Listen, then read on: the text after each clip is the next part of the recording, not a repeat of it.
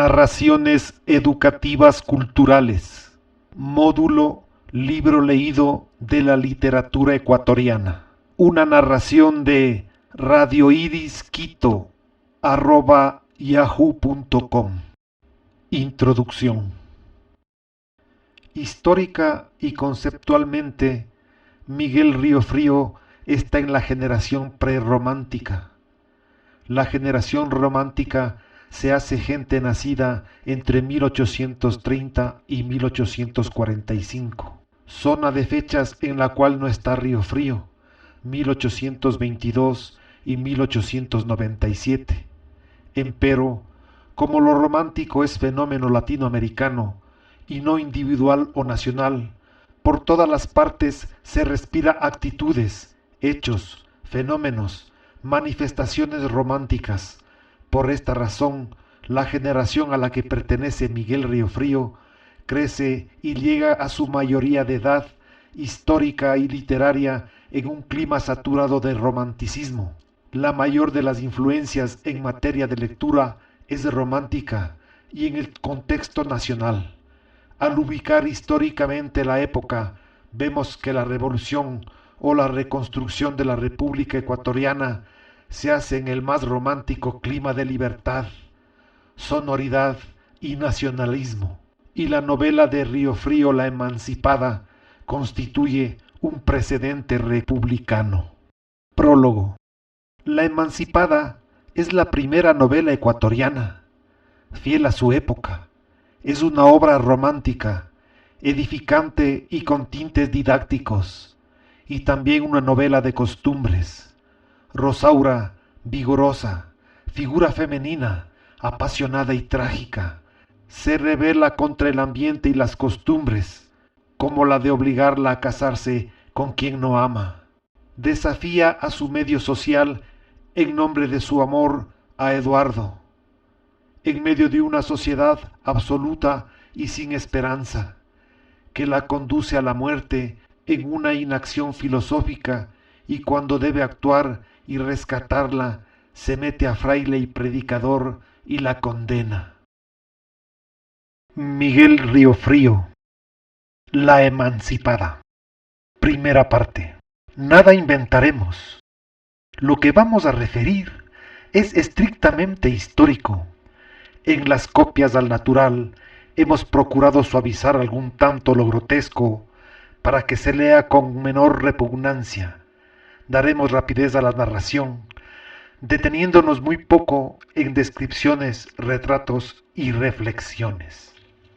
En la parroquia de M de la República Ecuatoriana se movía el pueblo en todas direcciones, celebrando las festividades de la circuncisión, pues era 1 de enero de 1841. Solo un recinto estaba silencioso, y era el jardín de una casa de cuyas puertas se habían quedado cerrojadas desde la víspera. Allí hablaba una joven lugareña con un joven recién llegado de la capital de la República. El joven era de mediana estatura, de facciones regulares y un tanto cogitabundo. En la joven, su altura, flexibilidad y gentileza se ostentaban como el bambú de la orilla de su río. Su tez fina, fresca y delicada la hacía semejante a la estación que en los campos reverdecen. La ceja negra y las pupilas y los cabellos de un castaño oscuro le daban cierta gracia que le era propia y privativa. Su mirar franco y despejado, una ondulación que mostraba el labio inferior como desdeñando al superior, y el atrevido perfil de su nariz daban a su rostro una expresión de firmeza inconmovible. No había una perfecta consonancia de sus facciones. Por eso el conjunto tenía no sé qué de extraordinario: la limpieza de su frente, la inmorbidez de sus mejillas, que se encendían con la emoción, parecían signos de candor. La barba, perfectamente arqueada, imprimía en todo su rostro cierto aire de voluptuosidad. Una contracción casi imperceptible en el entrecejo mostraba haber reprimido de tiempo atrás alguna pasión violenta. El cuello levemente agobiado, le daba una actitud dudosa entre la timidez y la modestia, de modo que ningún fisónomo habría podido adivinar su carácter moral y fisiológico con bastante precisión. De qué hablaban se puede adivinar fácilmente, si se atiende a que el joven había estudiado las materias de enseñanza secundaria en la ciudad más cercana a la parroquia que nos ocupamos, y que iba a pasar sus temporadas de recreo en casa de la joven. Se conocerá más claramente cuál había sido su pensamiento dominante cuando se sepa que después de terminado el curso de artes había pasado a hacer sus estudios profesionales en la capital y había estudiado con todo tesón necesario para recibir la borla, dar media vuelta a la izquierda y volver a cierto lugar que sus condiscípulos deseaban conocer porque le habían pintado muchas veces en los ensayos literarios que se le obligaba a escribir en la clase de retórica.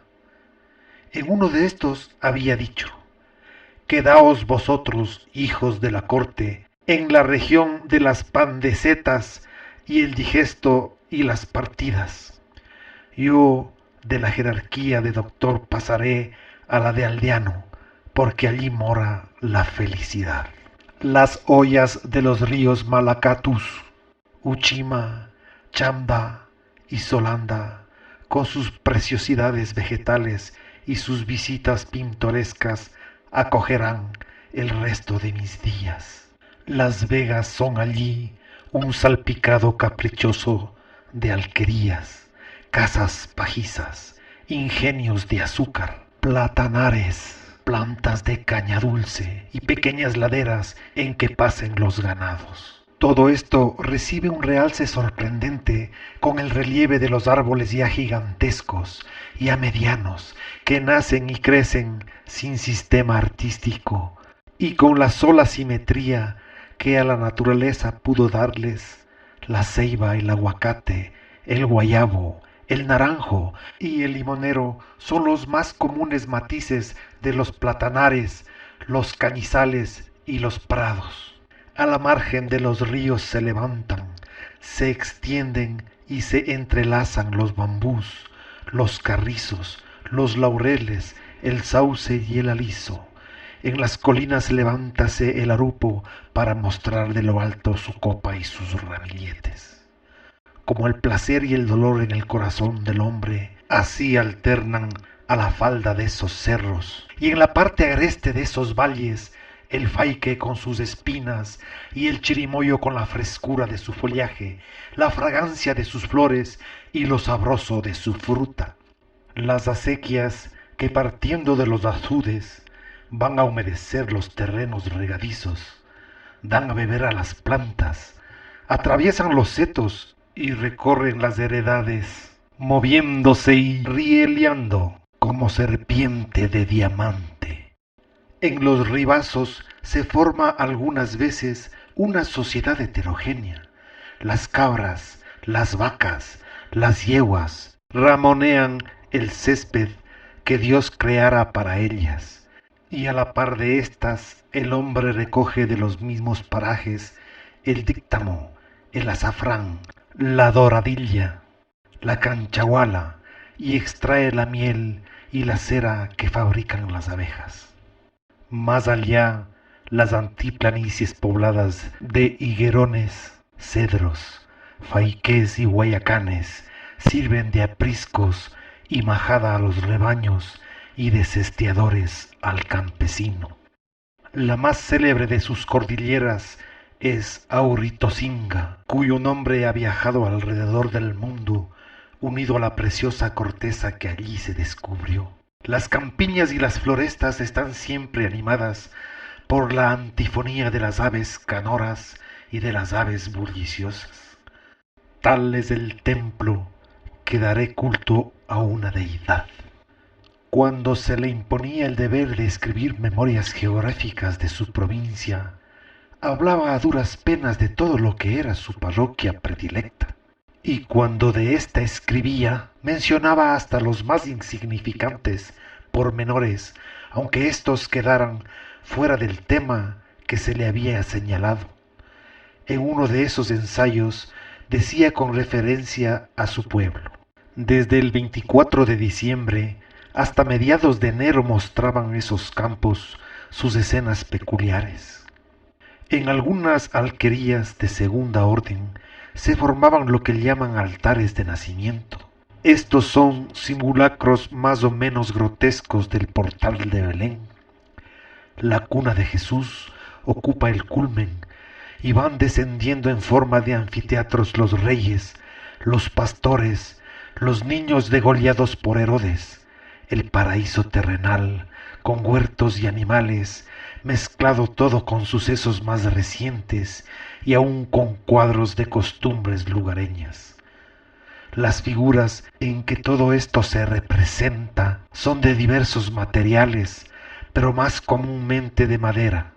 Algunas de estas figuras son de movimiento y las hacen desempeñar sus oficios empleando algún mecanismo sencillo o ingenioso. Cada casa en que se levanta alguno de estos altares tiene preparados bizcotelas, queso, frutas escogidas, bebidas frescas, licores ordinarios y también un guitarrista y un tamborillero para obsequiar a los visitantes con comida, bebida y bailecillos fandangos. Cuando el baile va a empezar, se retira a la Sacra Familia en señal de acatamiento. Como estos altares distan unos de otros por lo menos 1 kilómetro, los paseos son siempre a caballo. Así seguían las descripciones de los melindres de la crítica. Calificaban de pesadas y ridículas, sin entender a que el compositor nada podía encontrar de útil ni de bello fuera de su recinto predilecto. La joven, por su parte, con menos reglas, pero con más corazón, había escrito sus memorias para presentarlas algún día a la única persona que podía ser su consuelo sobre la tierra. En esas memorias habrían hallado también los despreocupados mucho que despreciar, pues se reducían a pintar al natural lo que había producido su madre por haber recibido lecciones de un religioso ilustrado llamado Padre Mora, a quien comisionara el libertador Bolívar para la fundación de las escuelas lancasterianas. Pintaba los tiernos sentimientos de esa madre, así instruida sabía inspirar, y que después de referir las escenas que había precedido al fallecimiento de esa buena madre, agregaba: una semana después de haber sepultado a mi madre, cuando todavía estaban mis ojos hinchados por las lágrimas, recogió mi padre todos mis libros, el papel, la pizarra, las plumas, la vihuela y los pinceles, formó un lío de todo esto, lo fue a depositar en el convento y volvió para decirme: Rosaura, ya tienes 12 años cumplidos, es necesario que desde hoy en adelante vivas con temor de Dios. Es necesario enderezar tu educación, aunque ya el arbolito está torcido por la moda. Tu madre era muy porfiada y con sus novelerías ha dañado todos los planes que yo tenía para hacerte una buena hija. Yo quiero que te eduques para señora y esta educación empezará desde hoy. Tú estarás siempre en la recámara y al oír que alguien llega, pasarás inmediatamente al cuarto del traspatio. No más paseos ni visitas a nadie ni de nadie. Eduardo no volverá aquí. Lo que te diga tu padre lo oirás bajando los ojos y obedecerás sin responderle, sino cuando fueres preguntada. ¿Y no podré leer alguna cosa?, le pregunté. Sí, me dijo, podrás leer estos libros, y me señaló: Desidiario y Electo, los sermones del padre Barcia y los cánones penitenciales. Apuntados estos antecedentes, el de que el joven sabía bien que el padre de Rosaura nunca faltaba a los paseos de Año Nuevo, ni a las prácticas de dejar a su hija encerrada cuando él salía a divertirse, y constatándole además que los caminos estaban ocupados por hileras de hombres y mujeres que discurrían alegres haciendo la visita de los altares, que cada altar era una estación, que los patios estaban cuajados de caballos, bestias, mulares y borricos en gran número, ya que puede deducirse que el flamante doctor había penetrado hasta el jardín de Rosaura, sin temor de que nadie le sorprendiese. Y puede también maliciarse que sus prácticas sublimes resultaba el recíproco propósito de huir su suerte para siempre, en caso de que pudiese ser vencida las tenaces resistencias que opondría el terco padre de la joven. Esto es fácil de maliciarse, lo que en efecto sucedió. Pasados los primeros momentos de sorpresa, sustos, exclamaciones y monosílabos, se refirieron recíprocamente lo que durante la ausencia había pasado. Al hablar Eduardo de sus planes de futuro enlace, se trabó este diálogo que no será inútil referir. Eduardo, dijo Rosaura, yo conozco a mi padre y me estremezco al pensar que pudiera alguno de tus pasos irritarle, pues el resultado no sería otro que el de separarnos para siempre. Que el alma se separe del cuerpo, respondió Eduardo, puede comprenderse, pero que dos almas que se amen como yo te amo lleguen a desunirse, eso no, Rosaura. Si así lo piensas, tú no me amas. Eduardo, yo quiero que me comprendas. En mis 18 años de vida, o más bien en mi noche de 18 años, no ha habido más que dos luces para mí, la de mi madre que se apagó y la que ahora me estás alumbrando. Y temo que se aleje al cometer una imprudencia. En mi sentir, cuando el amor nos enciende, el alma está en tinieblas. Quise decir que amo a mi madre en el cielo, porque no puedo amarla de otra manera. Este es un amor que hace llorar. El tuyo es un amor vivo que hace esperar, soñar y estremecerse. Yo hablo fuera de mí. ¿Qué hacer? Al fin dirélo todo. Mi padre tiene interés en que nadie me conozca, y menos tú, porque teme que descubran algunos secretos. Pero retírate ahora, amigo mío, porque va a anochecer y puede venir alguien.